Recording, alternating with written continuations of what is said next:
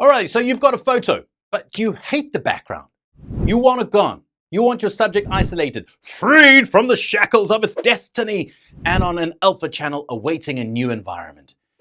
Well, the good news is you have the power to liberate them using Photoshop. Photoshop background removal is now just so common that pretty much everybody knows how to do it. Unless, of course, well, you don't. Do you not? Thankfully, this is a great time to learn, as it's easier than ever to remove backgrounds in the app. In this video, we'll go over the different methods for Photoshop background removal, and we're going to show you how to perform each one and recommend which one is best for the different situations. So let's get started with this essential Photoshop feature.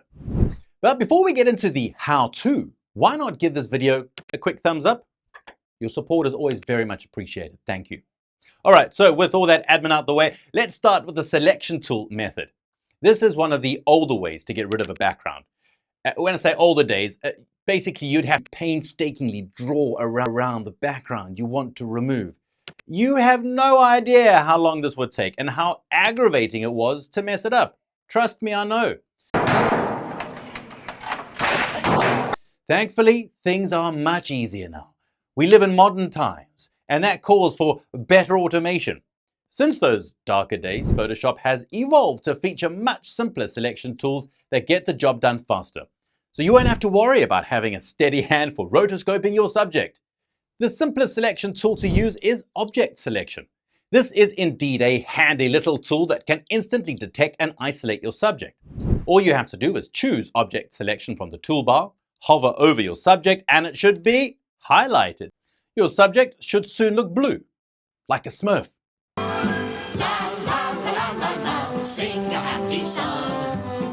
Click your subject, copy it, and then paste it into a new layer. It is as easy as that. Then there is the quick selection tool. This is less of a one-click deal and more of a drag around type tool.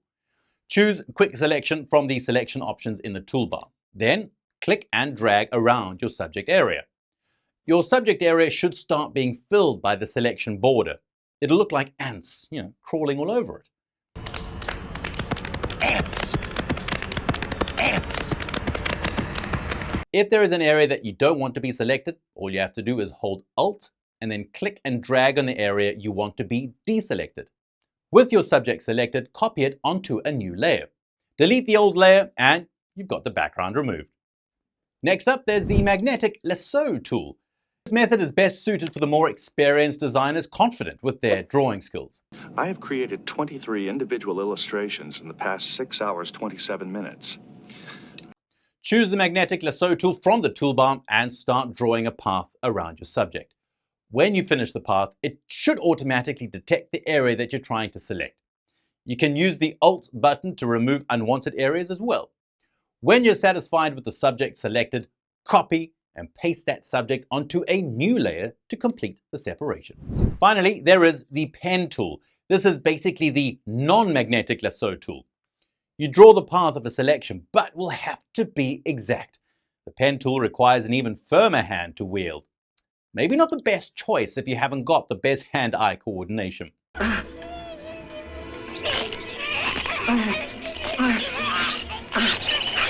Select the pen and start carefully drawing around the subject that you want to cut out.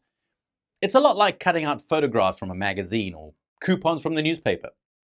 Once you've finished cutting the area you want to be separated from the background, well, you know the deal by now. After drawing the path, copy, paste, and boom, you're done. But let's say your photo doesn't have a complex color. Maybe you shot it in front of a white or green void. It is the mental projection of your digital self. This is when it's time to break out the background eraser tool. This can be found in the eraser section of the toolbar. After selecting the background eraser tool, you can start erasing the background itself by clicking and dragging on it. The tool works by automatically detecting the background that you click on and only removing that section. You see, it finds the edges of that background and it stops the eraser from going over the edge. So there are a few different settings for the tool that you can play around with to better detect the background as well. So go and try this method out with a duplicate of the image that you're editing. This way, well, you'll have a backup and better be able to see how your image looks comparatively. You can also create a layer mask and paint over the mask to remove elements of the background whilst preserving parts of the image that you are removing.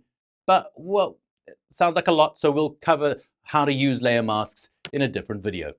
Now, those all sound like fast methods, right? Haha, but wait, there's more. The zippiest of background removal methods is quick action. As the name implies, this technique instantly removes the background. Here's how simple it is. Click on your photo's image layer and open the Properties panel. Locate the section that says Quick Action and find Remove Background. Click on that button. Wait a few seconds. The background should then be gone. The account's with compounding interest and it's gone. Quick action doesn't always deliver perfect results, but it's surprising how often it works. For literally being a one-click solution, it is worth trying out first to see if it does save you the trouble. Before we wrap up, there is one last technique that needs to be mentioned, considering it cuts out the middleman. Suppose you have a landscape, but you hate the sky. Maybe there are too many clouds, or maybe not enough clouds. Maybe you just need clouds for your subject to yell at. Can't you just use this recent photo? Photoshop has a tool that automatically changes the sky. With your image selected, navigate to the Edit menu and then find Sky Replacement. Clicking this will bring up the Sky Replacement window. The sky is automatically detected and you'll be given a host of different skies to choose from. This can range from a cloudy day to a partly cloudy evening. You can even upload your own sky if you have a better one. You're free to choose like a butterfly in the sky. Butterfly in the sky. Here's a recap of what we talked about in the video. Backgrounds can be removed with selection tools and one-click buttons. You can also easily replace the sky with sky replacement tools.